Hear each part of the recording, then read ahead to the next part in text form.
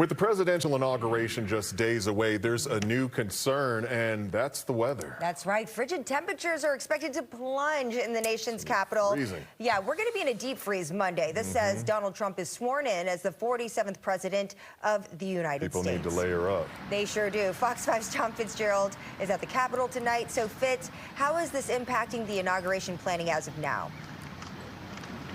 Well, it's something they're going to have to deal with. You know, security officials have been telling us for days now that they are going to have to expect the unexpected. So this brutal cold wave that is coming here for the inauguration on Monday, this is another unexpected element that they are simply going to have to plan for.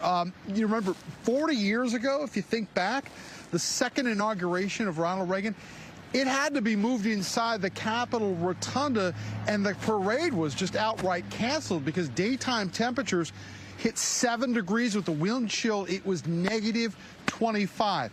Pretty cold for those of us who remember that. Now, we're not expecting anything like this, but it is going to be brutally cold. Dr. Katie Bird, an emergency physician over at MedStar Montgomery Medical Center, tells Fox 5 that in this kind of weather, especially for people who are coming here who are not used to cold temperatures, this can be dangerous, yes, even deadly. We see this every winter in the emergency department. We see people come in with hypothermia symptoms, and often they're the most sick people who are confused. They may be unconscious in some cases. And when you get to that level of hypothermia, you can have cardiac arrhythmia. Now, Fitz, I remember President Obama's first inauguration. It was freezing outside. I remember my daughter, wife, the kids were just really cold out there. You've covered several inaugurations yourself, and how has the cold affected the event itself? This is going to be my 8th in Washington, and the two that I remember that, you know, in my experience that were coldest was Bill Clinton's second, you know, inaugural in 1997, and then of course, you know, the one you just mentioned, Barack Obama's first. I took a look at the length of the speeches to compare whether or not, you know, the amount of cold has anything to do with how long they talk. So Bill Clinton said 2,150 words in his second inaugural.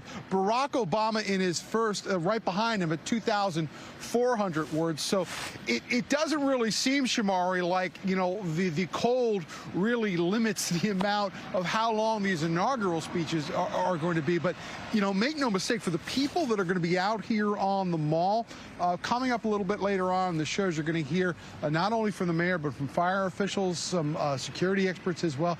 You have got to prepare for these temperatures. Prepare like you're going on a North Pole expedition, because it is going to be so cold, and there's not going to be a lot of places to get inside to get warm on Monday. So prepare, prepare, prepare, just like the Boy Scouts say. That's right. That's some really good advice. Thank you, Fitz.